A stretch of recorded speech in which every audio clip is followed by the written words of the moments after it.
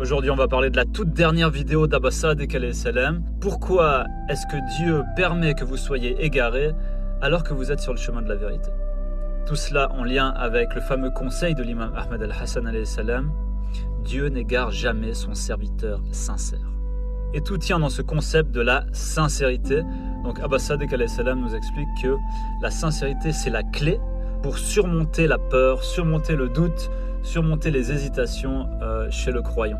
La peur, elle, est destructrice de l'âme, destructrice de l'esprit, et c'est cette peur, en fait, chez les individus qui empêche le croyant d'avancer vers Dieu, le croyant d'évoluer vers Dieu. Et l'imam Ahmed al-Hassan alayhi salam nous a donné un conseil il y a très longtemps, qui est cette simple question. Est-ce que vous êtes sincère? Est-ce que je suis sincère dans mon cheminement vers Dieu?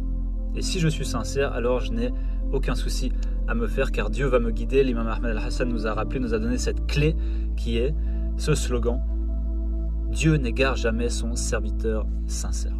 Maintenant, Abba Sadiq alayhi salam, dans cette vidéo, il vient avec un autre concept et il vient expliquer ça depuis un autre angle. Et il nous dit qu'en fait, c'est pas parce que Dieu va nous guider, va guider les gens qui sont sincères, que Satan ne va pas les égarer. Okay. Et non seulement Satan va les égarer, mais il va s'atteler à les égarer jour et nuit.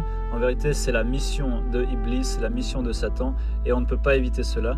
Et en vérité, l'égarement provoqué ou voulu par Satan fait partie du cheminement spirituel des croyants et même des prophètes et des messagers. Mais ce qui est expliqué dans la vidéo, c'est que Dieu, en fait, il va utiliser même ces égarements provoqués par Satan pour diriger le croyant d'une meilleure manière encore, pour que la fin soit la meilleure.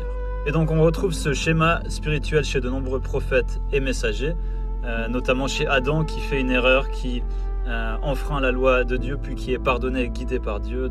On peut voir aussi l'exemple de Josué, par exemple, dans la sourate de la caverne, qui oublie le poisson et qui le fait trouver, le serviteur vertueux, grâce à ça. On voit également Ayoub, qui est persécuté toute sa vie par Dieu, poussé à bout par lui alors que sa fin devient bonne. Et puis Jésus-Christ qui, pour les chrétiens, a été crucifié selon le dessein de Iblis, de Satan. Mais en fait, Dieu utilise cette crucifixion et cette mort pour le salut de l'humanité. Donc on voit que Dieu utilise le dessein de Satan pour son propre dessein. Donc dans chaque cas, on voit que Iblis cherche la destruction, mais que Dieu transforme la fin en guidance et en vérité. En fait, il utilise la sincérité du croyant pour lui faire parvenir au succès à la fin.